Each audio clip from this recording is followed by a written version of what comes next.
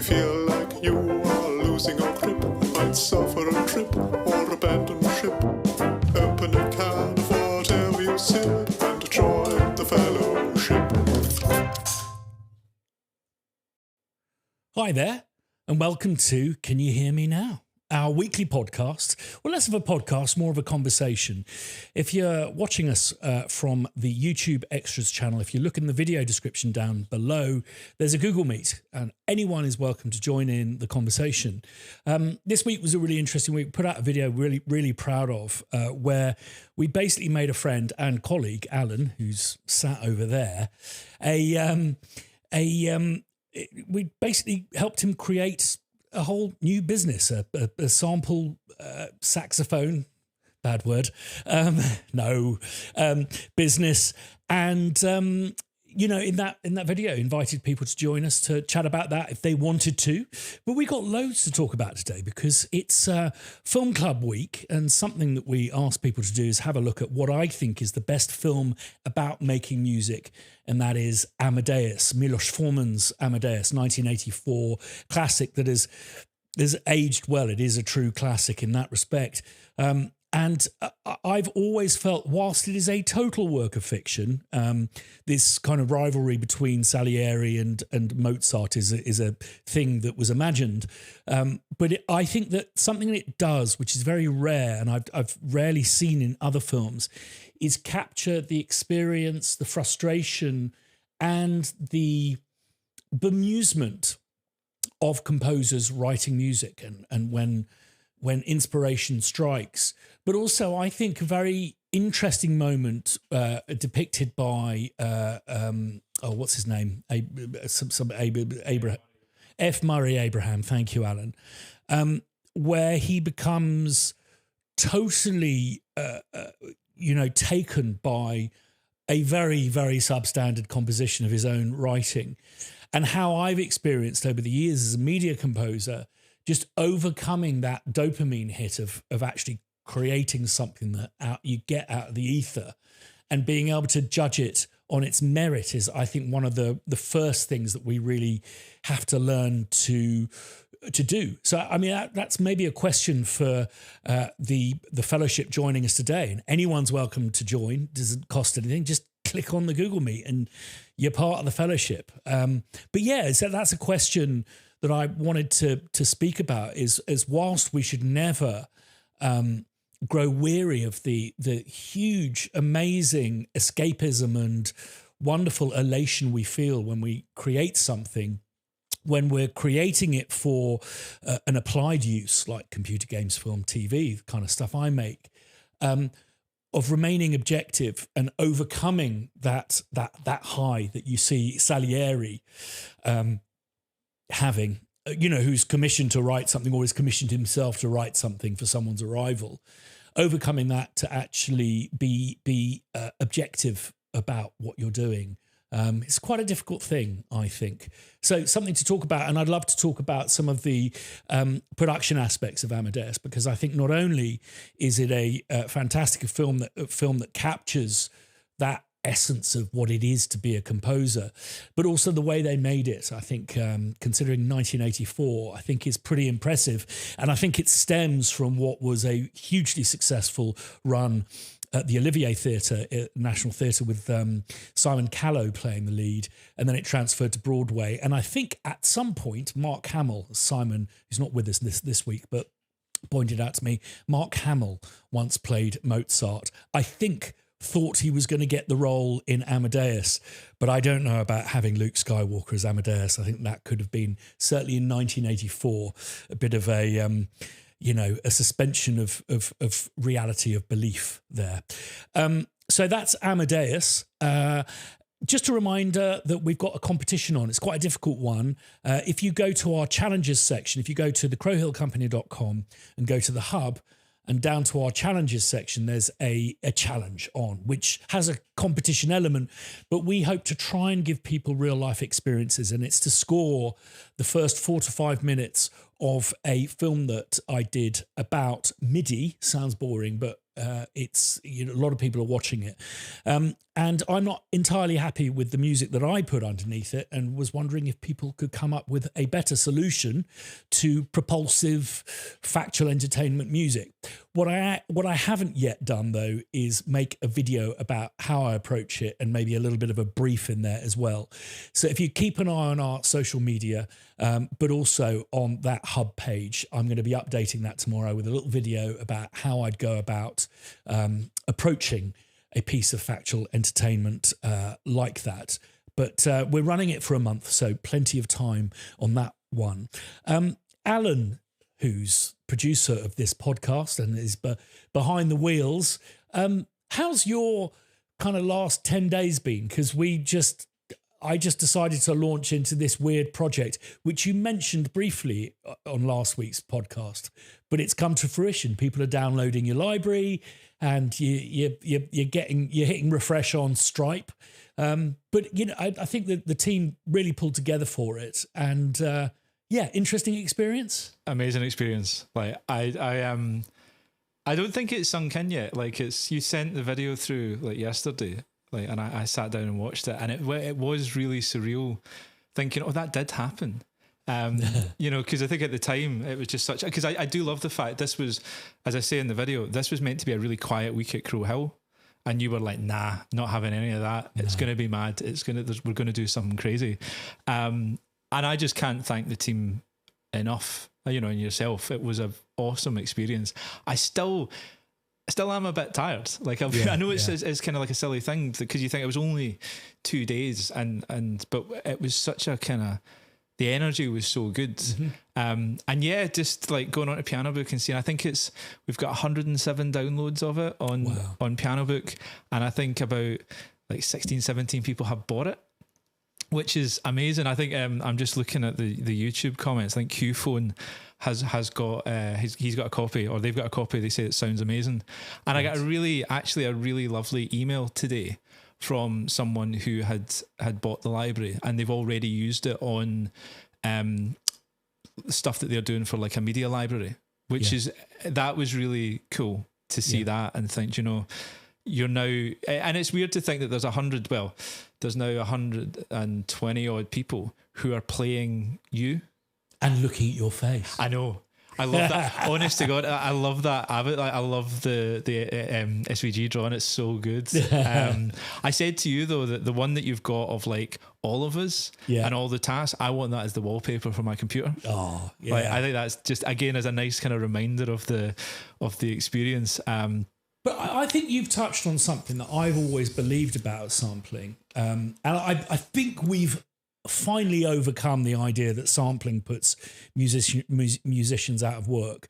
I think it has proven, certainly with Hans Zimmer's work in inventing orchestral programming, it's proven that I think it's actually a way of connecting music makers who, maybe some people sitting in their bedrooms or whatever, with musicians, and just kind of makes people think about musicians. But I also really value your comment about creatives not being, do we really work at our best when we're just kind of sat on our own? Absolutely not. Like we just don't. That's why I had such a great week last week. I think that's why all of us had a really good week last week, because it was just a team effort pulling everything together. I said it on the podcast last week, and I said it in the video. Anybody that is a creative, that works in the creative industries, we're not meant to work alone. Human beings are not meant to work alone, in my opinion, like full stop. I don't think it's good for you. I think I really enjoy being around people. Mm-hmm. And that might be sitting, like sometimes I edit the podcast up here because I want to get it done kind of quickly and I kind of have to concentrate. Other times when maybe you've got a little bit longer, I love to sit downstairs with everybody else, like with Jack and Robbie and Bo, who are in most days, and Anna if she's in, and Theo. And even if we're not talking to each other, it's just being around people. Or just knowing that you're kind of sitting there with people, you're not working in isolation. And then someone makes a coffee, or we'd have a laugh and things like that. And I do absolutely believe like we're not we're not meant. And the idea that sampling puts musicians out of work is utter bollocks. Yeah. It's nonsense. I mean, I think that was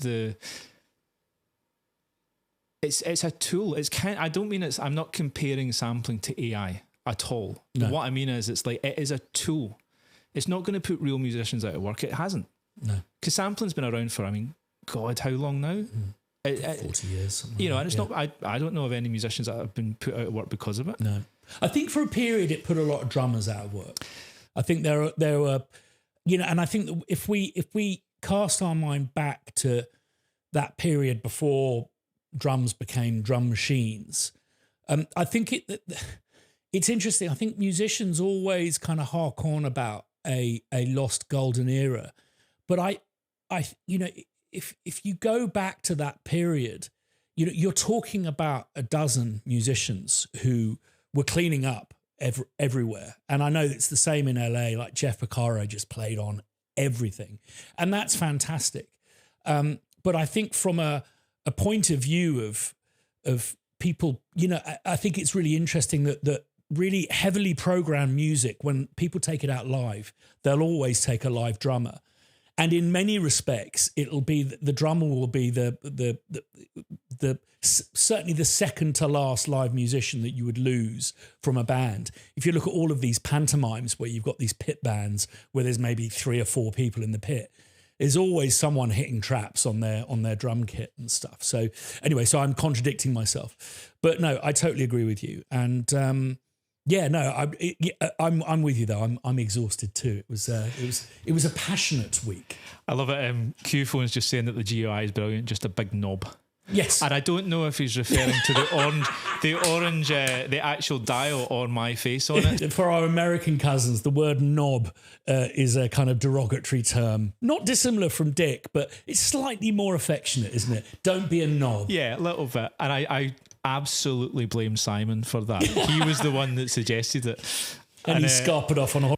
But yeah, it was great fun. And I think hearing the library, actually, because I had a proper play with it, mm-hmm. and it's weird thinking that is me, mm-hmm. but it sounds nothing like me. Like I said last week, I think it was the only way I was going to get a saxophone sample library past you, was actually to make it sound nothing like a saxophone. But it was a kind of really strange experience to think you're the material that makes that. I think that what you'll find is the first time you hear it on TV, you'll know it's you straight away. It's a little bit like that thing parents get when they can hear in a crowd of people their kids screaming or whatever. It was wonderful to witness that Dot, who I'm married to, she did a Crow Hill library called Dulcet Voice. And I was sitting watching this TV series with Nicole Kidman, and Dot walked in. I just went, "Is that you?" And she just went, "Yep." Just knew instantly it was her. And it's weird because it's not people playing your saxophone.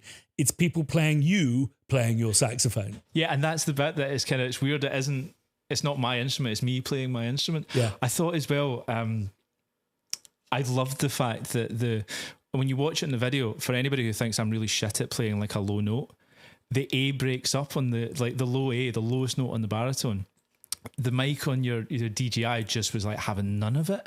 Just was no, I'm not doing that. It was really funny to hear that. But yeah, just such a cool experience. And like I say, when you see, I can't remember the guy's name that emailed me, but it was a really lovely thing to get that email and and he sends big congratulations to you and to the team as well. Because again, and I'll keep saying it, it was a total team effort and just such a brilliant experience. And again, like I said last week, and it makes me want to do more.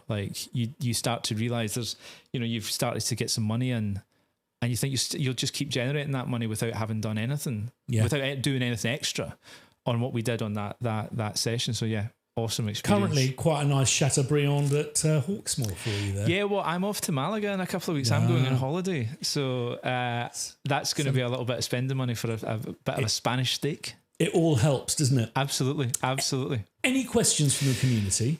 Question. Right. So there's a 3-parter to this one. Okay. Your favourite concert venue. Mm-hmm. Why is it your favourite concert venue? And what is your favourite gig you have seen at that venue?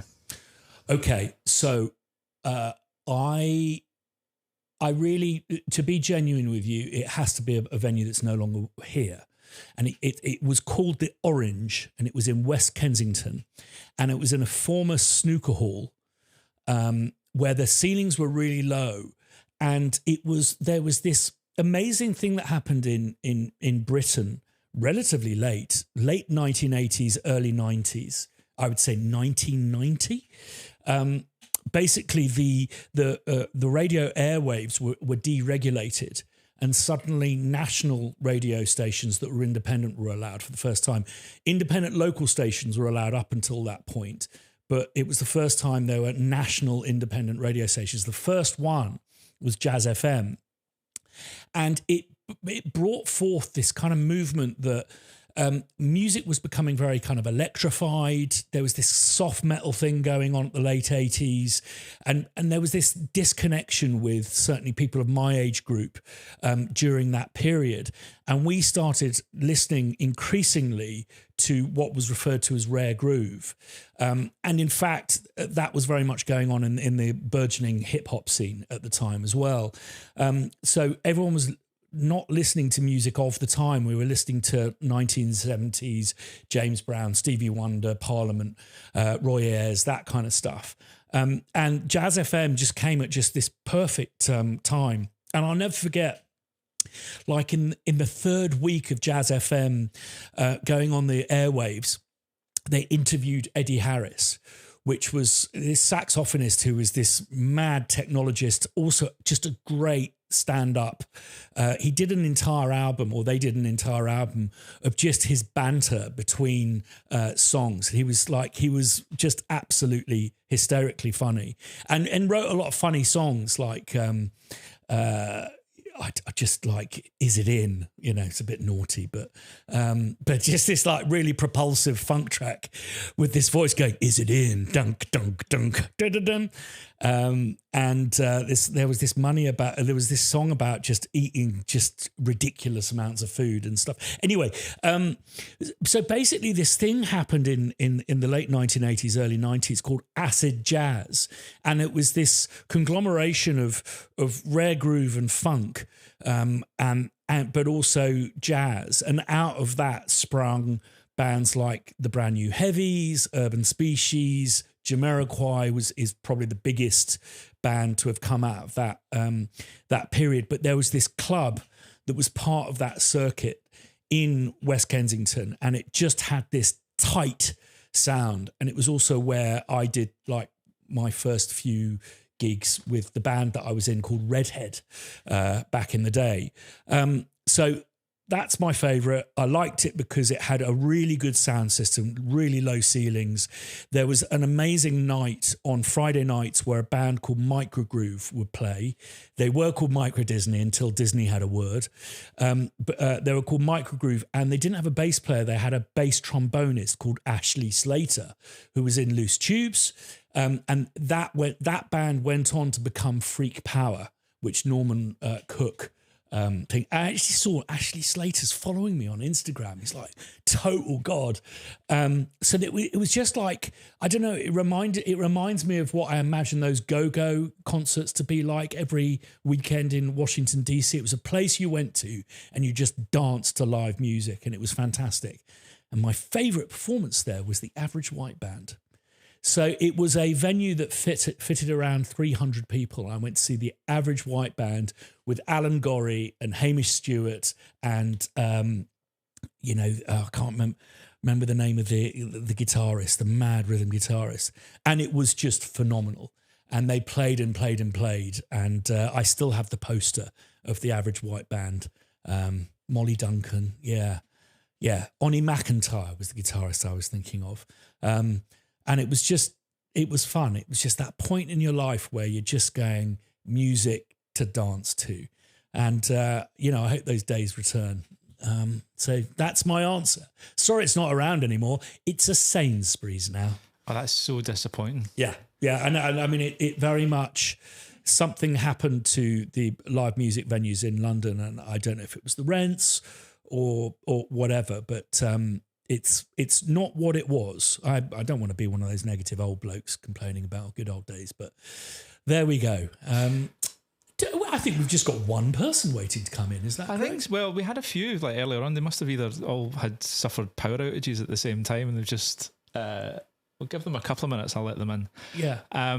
For me, mine's is the Barbican. Right. Like I absolutely adore the Barbican. It's one of the best sounding halls, I think, in the country. But I also just love brutalist architecture.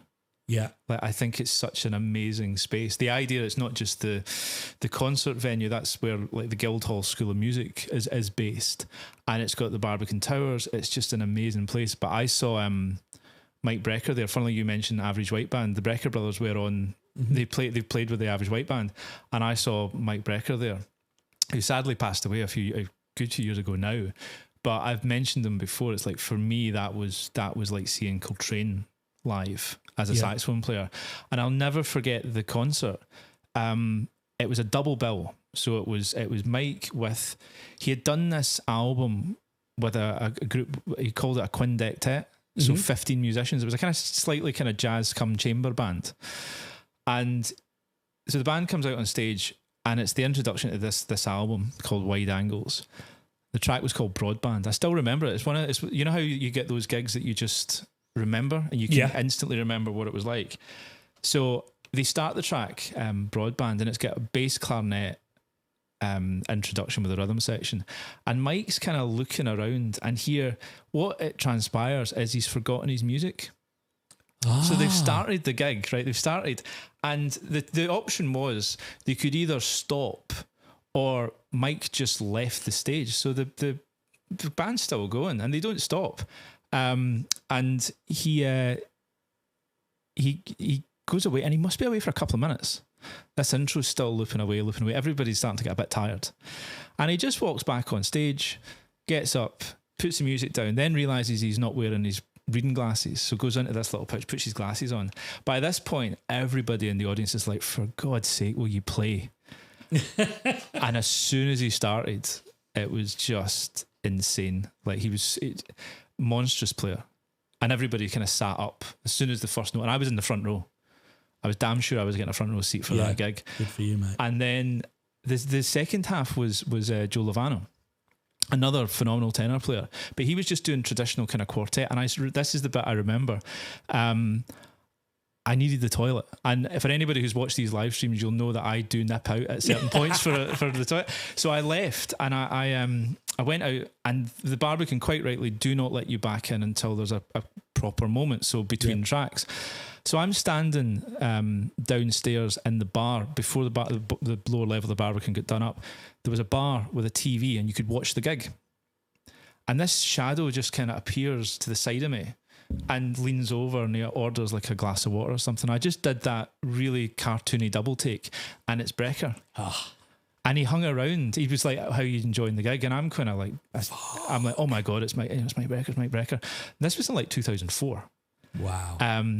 Big tall guy, and he was just really nice. And what it turned out was he actually sat on the stairs at the back of the Barbican, the lower level of the Barbican, to watch Joe Lovano's gig. Yeah, because they were good friends, and it was like it was just an incredible. So that's one I remember that just so well. What a good night. We do have some more people. Let's invite them in, and I can talk about a welcome to the fellowship. And lovely to see everyone.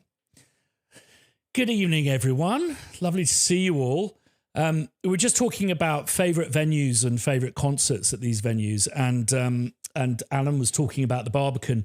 I'll never forget, just one of the craziest heckles I've ever seen was we were there at the Barbican to see Emmylou Harris perform the whole of her album Wrecking Ball, which was produced by Daniel Lanois. And Lanois was in the band and was the MD of the band. And Lanois did a support slot just solo on his slide guitar, or his whatever the sit-down guitar is called. And it was kind of quite an interesting mixed crowd, multi-generational. And so he played his first song and there was this applause. And just as he was about to start his second song, this it sounded like an older gentleman just screamed, "Will you please turn it down?" And Daniel Lanois, obviously his amygdala or whatever it's called, just kicked in, and he just went, come and say that to my face. And then finished his song and said, "Listen, that really wasn't the right thing to say. Listen, I know that you're not familiar, this, that, and the other." So anyway, we're joined by people to the Google Meet, which everyone is welcome to join us on. And I can see that there's some new faces this week. We've also been talking about the film Amadeus. A few people have watched that and what we felt about that film. It's one of my favourite, if not my favourite film about making music. But there's a few new faces. So Tony, I don't know if we've seen you before, Tony Crimmings. Hi, Christian. How are you? Not too bad. How are you doing? Very good. I'm afraid I haven't seen Amadeus. It's one of those just kind of escape me for now, but I'll have to go back and watch it, I think. Who directed that? Miloš Forman. I think it was his first film after One Flew Over a Cuckoo's Nest. And it was shot in Prague before the Iron Curtain came down. And there's lots of great production stories about KGB members being planted throughout the extras and stuff. I'll have to look that one up. I'll have to watch that for sure. Actually, it's funny you mentioned Daniel Lanois. I saw him a few years ago in Dublin. Just a little 3-piece, Brian Blade and drums. And it was in a little cinema. So it was quite an interesting venue to see him. He's amazing. He is amazing. And I mean, I don't know if I'm being controversial, but I do feel that the kind of the ambient sound that Brian Eno is so often, it is attributed to Brian Eno was very much a collaboration with himself and Daniel Lanois.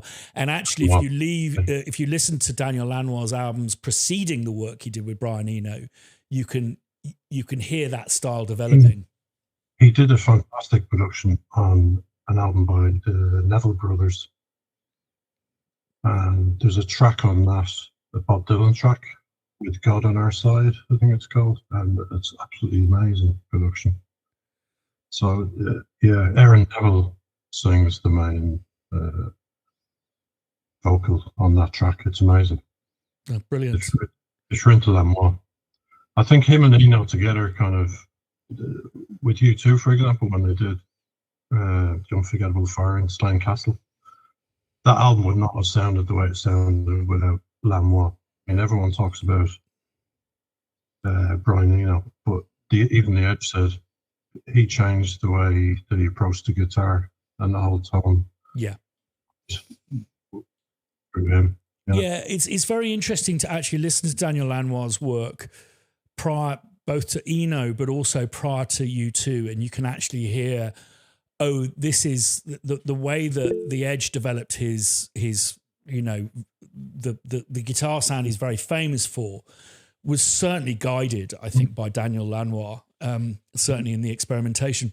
I don't know if you've seen it, well worth watching. If you go to YouTube, there is, in fact, a documentary on YouTube about the making of Unforgettable Fire.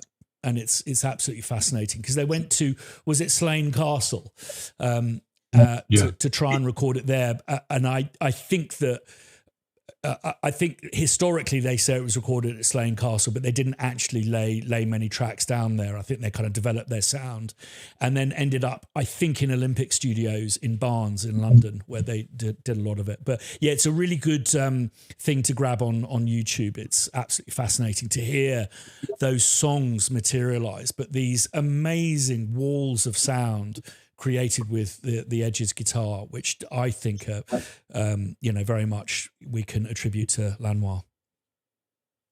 But it's lovely to see you. And we're also joined by Nick Rogers. Have you been on before? Can you hear me? Yeah. I was here last week and I was a lurker the week before. Okay. Yeah. Where are you speaking from? I'm speaking from Latvia in my studio. Cold Latvia. It's not a very Latvian accent, is it? No, I'm not Latvian. Sorry, I'm from London, but I moved here. I married a Latvian and moved here at the beginning of COVID. and been living here ever since. Still struggling with the language, but trying every day. It's very difficult.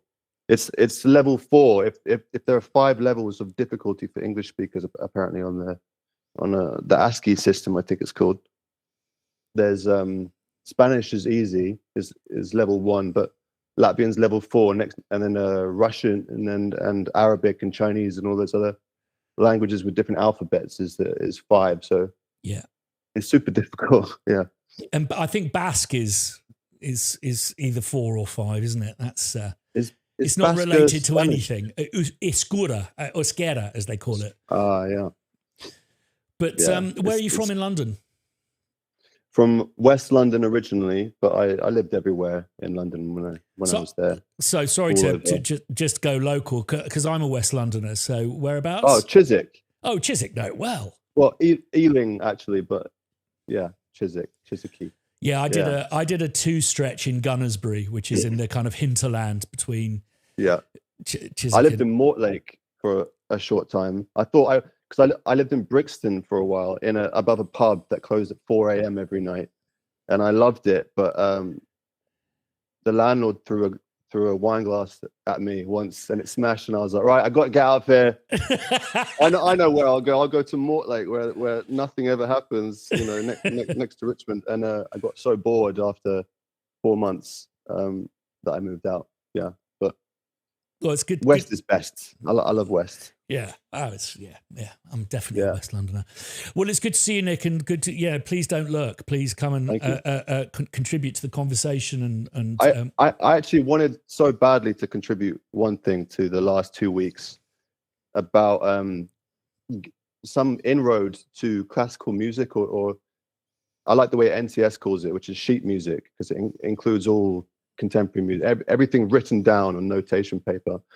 But it's an incredible book called The Rest is Noise by a guy called Alex Ross. And it's just that kind of changed my life in terms of the way my taste pivoted. And it's also related to what you were saying about, do you read reviews before you listen to the music or watch the films and stuff like that? Because if you read this book, it makes you want to listen to the most obscure music, concrete. It makes you think it's the most brilliant thing, you know, and highly recommend it. Yeah, there's incredible anecdotes in the book about composers from the 20th century, and it really humanizes them, I think, in a beautiful way. My favorite one is Stravinsky at a Charlie Parker concert, and Charlie Parker knew he was there and played an excerpt from Firebird. And Stravinsky spilt his whiskey in joy, but yeah, it's a brilliant book, and I think it came out around the same time that there was a BBC 3-part series that was about the same subject. And if there's one thing I really maybe resent about the BBC, is like, surely, like, everything, because we pay for it, everything that they make should be available online. I know it's not as easy as that, but it's an amazing series, and it just starts with this chord, and I think it's a piece by Strauss called Electra, and it's towards the end of this opera, and it's this chord that just blew music open. And I think that what I loved about the series is in the 3rd episode, John Adams, who's like one of my favorite composers, he just comes out and just says all of that avant-garde stuff was a load of bollocks, but it was absolutely necessary because now we're allowed to do anything. I just thought that was a very simplistic, but without all of that stuff that is actually quite difficult to listen to, and the stuff that emptied concert halls in the late 20th century. It now it was totally about freedom. Does he talk? I can't recall. Does he talk about how the CIA funded the avant-garde movement in West Germany? Wow, I don't remember that, but that sounds incredible, and I want to know more about that. It famously, the CIA, particularly for West Berlin, injected a lot of money into the whole avant-garde scene. I can't remember the logic behind it, but it was something to do with keeping culture ultra sophisticated, to protect from the kind of domino effect. So if anyone's got any insight into that, the origins of Amadeus was an amazing, huge award Olivier winning production by the National Theatre at the Olivier, and they actually had the orchestra on the stage playing the stuff whilst it was being written. Then it was made with Miloš Forman in Prague before the Iron Curtain came down. And what I thought was fascinating is they pre-recorded all of the music with Neville Mariner.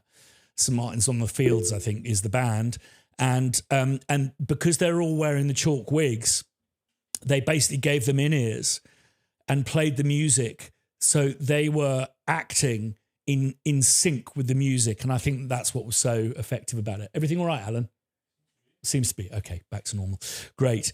I thought it was, just a wonderful representation of making music. It was a wonderful kind of explanation of how, Mozart's music to us just sounds very much of that era, but how he was really kind of pushing tonality and chromaticism and ushered in that new era of romantics and stuff. So, and just an amazing performance by F. Murray Abrahams, who I think won an Oscar for it. And by all accounts was a little bit like Salieri in real life, so not particularly likable. There's that's also on YouTube, the making of Amadeus, as well worth watching. It's absolutely fascinating. And I believe that of all of the artistic liberties that they took, not least like where he was and the places he was working at what times, etc., but it's well documented that he had this infuriating laugh. So I think that there was that wasn't artistic license. That was part of who Amadeus was.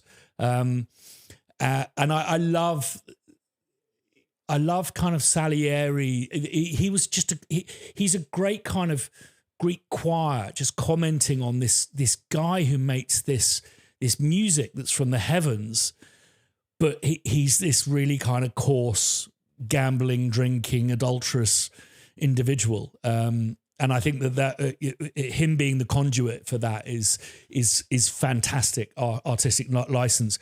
There's a shocking sequence because it starts in a lunatic asylum. And it reminds me, this is a bit off topic, but I just have to share it.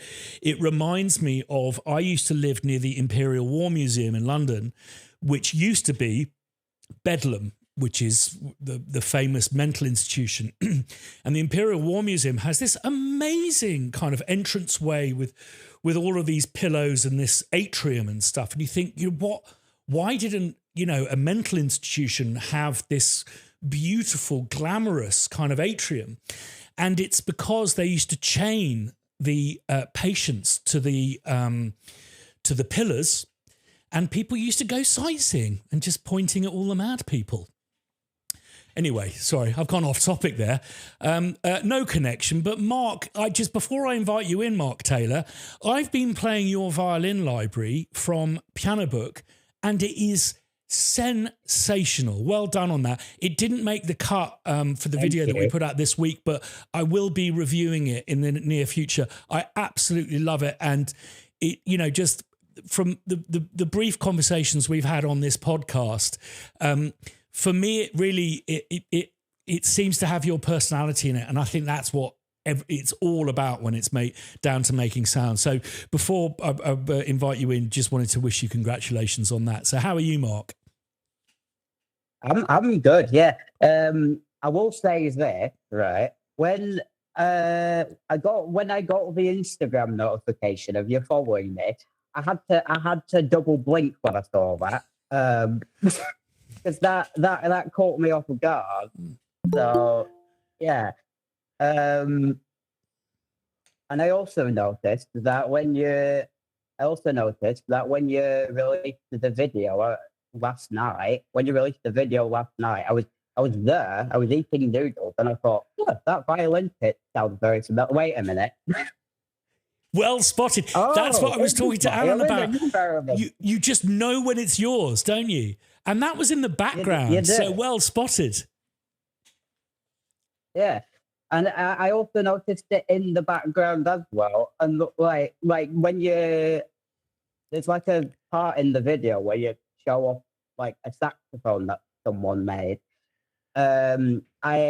I have a very good eye, and I just noticed the run experiment in the background. I thought, oh, is this a new piano book video that's being recorded? Yeah. No, well, if any of you want to check out Mark's library, could you tell us what it's called so people can find it on Piano Book? And maybe if you've got a link, fire it into the messages as well, because it's really, really good. Coincidentally, I actually have the Gumroad link for it. I don't have the Piano Book link pinned to my clipboard, but I do have it on Gumroad, which is Violin Experiment. I've just put it in the chat now. But yeah, it's called Violin Experiments if anybody wants to pick that up. Me and Ariana made that together, and holy fucking damn. I'd really recommend people pick it up. That library actually has top, I will say that. I'm not surprised. It's awesome. Well done, Mark. And wanted to welcome Bruce in. I'm not sure I've seen you before, Bruce. How are you? I am well, and I was having technical difficulties, so I don't know if I missed the end of the discussion about Amadeus, but I had one or two comments about it. To me, the highlight of the movie is the live performances of the music. And who doesn't love the only appearance of trombones when Don Giovanni gets dragged off to hell by the Commandante? That's a marvelous thing. But the whole sing-spiel thing with the magic flute was just so good. So that was my Amadeus concert. And I don't know, but I mentioned, if you don't know it, there's a marvelous movie with Hugh Grant and Bernadette Peters and Mandy Patinkin, and I can't even think of who else, but it's called Impromptu, and it's about the life of Chopin. And it's probably 30 years old, but it's just one of the most stunning movies I've ever watched about music and musicians. So I mentioned that. Well, thanks for that, Bruce. I haven't seen that, and I will add that to my list. There's something about opera that appeals to people who live in this time, and the opera is in this time. So I think like Peter Grimes by Benjamin Britten is one that would really resonate with people. And one of my favorites, and this is maybe challenging, but there's it's an opera by Alban Berg called Lulu. And it's got a lot of expressionist art and cross cuts, and the whole middle section is a movie. It's really something. And the third thought is, there's a thing called Met Live in HD, right? And I know they broadcast in 93 countries around the world. So Metropolitan Opera Live, you go to the movie theater in your jeans and you buy popcorn and a beer or a Coke or whatever. Because remember, when people used to go to operas, it was a party all day.